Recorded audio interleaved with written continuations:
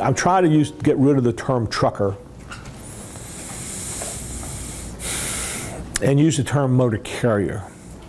That's a hard transition.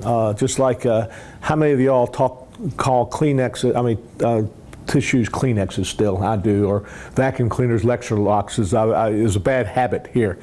Because starting in 96 and then what's happening now, the government makes no distinction between a, quote, for-hire trucker, which is what we used to call trucker, and a motor carrier. They're all the same. The difference is a for-hire trucker was typically one who was hauling other people's goods, whereas a private motor carrier is hauling their own goods. But the federal government now, everything that we say except for financial responsibility applied to both to private carriers and for-hire carriers. Everything we say except financial responsibility applies to private carriers as well as for-hire. So only when we get into proof of financial responsibility will there be a difference.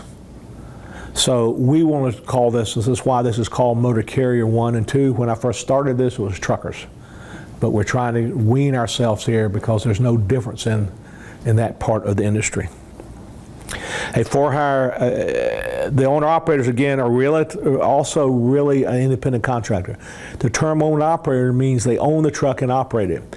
Today, because of the pressure putting on smaller motor carriers, people with 1, 5, 6 units, they can't meet the differences in, or meet all the requirements of the government.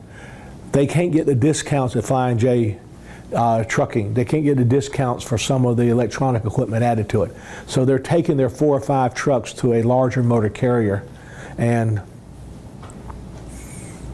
become associated with that larger motor carrier and start operating on their behalf.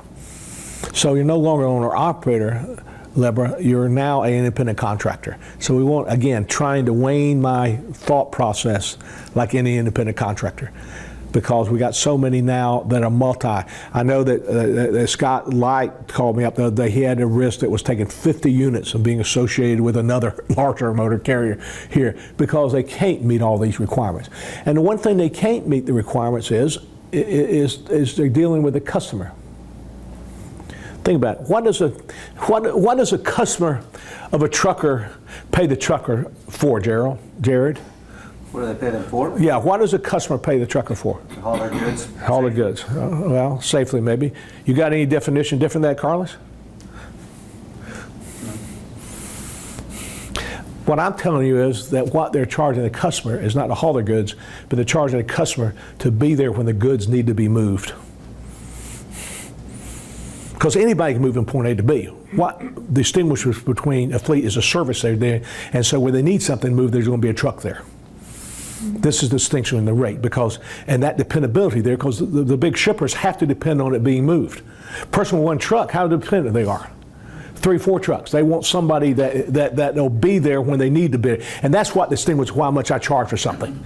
You know, you got to pay me this if you want me here on point A. Anybody can move something from point A to point B, but I got to be at point A.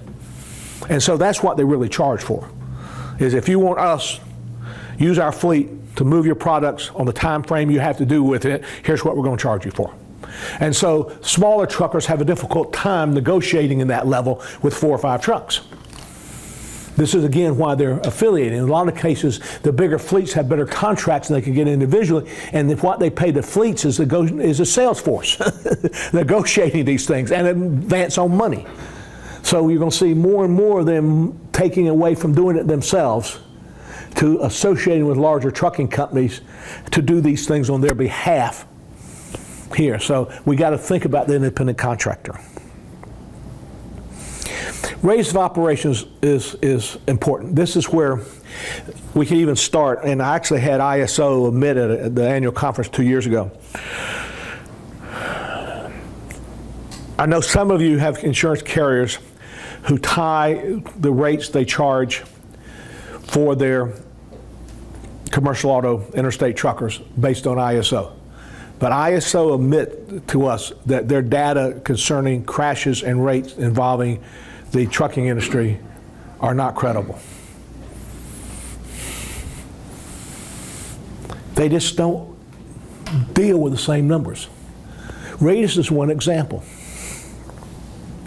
ISO says a risk that travels 0 to 50 miles away from where they start, that's the radius, where I start, the furthest I go and come back, is local.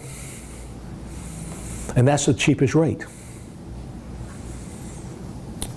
50 to 200 is intermediate, and that's a little more. And over 200 is long distance, and that's the highest priced. Okay? Brenda, where don't we want 18-wheelers? In the city. Where 0 to 50 puts them where? In the city. Much less give them what? A lower rate. In fact, our industry is just the opposite.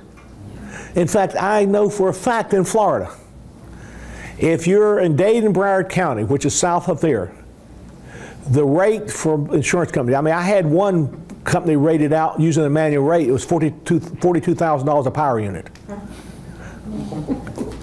It's the local stuff. But if you have IFTAs, which we'll get in later, show that you spend 80% of your time out of the state, then the premium's $8,000. Because we want you out of those places, much less give a credit for it. So we use 0 to 100 local, and we want that to be on interstate highways. 100 to 300 is what we really consider local delivery, because the driver's coming home every night. Over 300 to 500 is the regional trucking companies, and over 500 is the national trucking companies. So this is how we more claim. How many carriers have you run into that says we'll write risk? No, we won't write any risk over 300 miles, or any risk over 500. You have some, and when you do some underwriting, in your this is where you divide. Not 200, it's usually 300, correct? In that area. This is where. So tell me why 300 is so important, Brian. It's more of a regional radius. But what's the most important consideration for 300, over and under 300 miles? You're so new, supermarkets didn't tell you this, so this is the first thing you're going to learn, all right? You know the difference, Jenny? The number of hours. Ha-ha. I'll give you free candy. You got some there. Yeah. Here's the problem. All the driver can drive is 11 hours a day. After they drive 11 hours, they can work 14. So 14 includes those human needs breaks, plus food, plus loading and unloading. So I can work 14, meaning being on duty 14, and I only can drive 11. After I drive 11, I have to stop for how long? 10 hours. I cannot move again. I cannot drive. I cannot move that vehicle for 10 hours.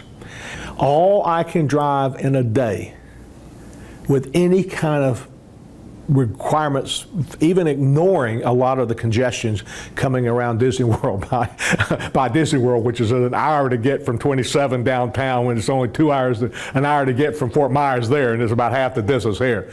Knowing that the most you can drive in a day is 500, 550 miles. So if I go out 300 miles, I can't get home, which means I have to do what? Stay overnight. That's the 300 miles. When you ask for what an over-road truck driver is, it's someone who operates over the 300-mile radius, someone who does not come home every night. That's why over and under 300 is such a critical. It really is, does the driver come home every night? But we simplify it by asking what their radius of operation is, realizing that they do beyond that. There's a lot of insurance concerns about over and under, not as much liability as general liability, work comp, physical damage, and cargo. A friend of mine says that a vehicle at rest, a cargo at rest is cargo at risk. You know, sitting there 10 hours, where are they parking, secure or not? Someone going to steal the truck? Work comp 24/7. Everything I'm doing is business. Folks, if you've never been at a truck stop, you don't realize you can get anything done to you want to at a truck stop. And I'm required to stay there for 10 hours. It doesn't mean I have to sleep. I'm just required to stay there for 10 hours. That's the big thing here. But also driver selection. Most people want to come home. Most people want to be with a softball game. They don't want this nomad life. This is why there's a disproportional amount of younger drivers than older drivers. So the pool, I mean, there's, you know, I won't, again, I'm throwing statistics out, and please, I'm just giving you parameters. I'm not going to justify. But would you agree with me that 45 or 50% of the out-of-house workforce is females? Less than 15% are truck drivers. Hispanics are what, 25 or 30%? Less than 7 or 8% are truck drivers. That's a good thing to me because they want to be home. It's just that the nomad life, and the key to that is I'm away from home. When you read the advertisement that you hear in Sirius radios and all, one of the things is we get you home every week. In fact, we have, you know Merle Larson, do you not? He tells about his son who's a driver, and his son drove for a trucking company with that commitment. His son was in Miami, and there was no load to come home. His son's trucking company actually parked the truck and bought him an airline ticket to come home to meet this requirement to be home that often. This is how serious you got to be, and this is the advertisement, and to be consistent, because it was far cheaper than upsetting the driver, not getting home, and having to replace them, which would cost $4,000 or $5,000 versus making their commitments. So this is the key part of it. So the reason that over and under 300 is not only from the operational standpoint, but also from the driver selection, driver retention, driver happiness standpoint. You're weeding out the potential pool of drivers. So that's the big radius is here. Brian, I agree with you that the regional trucking companies will be more thing, and then the nationals will deal with more states. We got to deal with longer terms, and you're not going to get team drivers until you get over 50-mile radiuses typically. You have a lot of now what I call the Pony Express, where you have them go out and then swap trucks and come back. You'll get some of that trying to get them home. This is the new part of the industry where you're getting fewer miles per vehicle, but you're getting more use for it by trying to get the drivers home. This is a big effort that we have. We'll talk more about that later. Interstate operating between two states or more.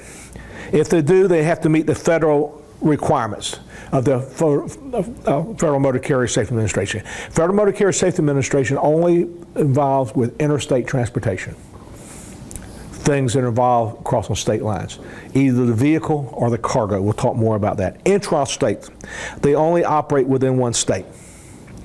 Then they have to meet the state requirements to operate.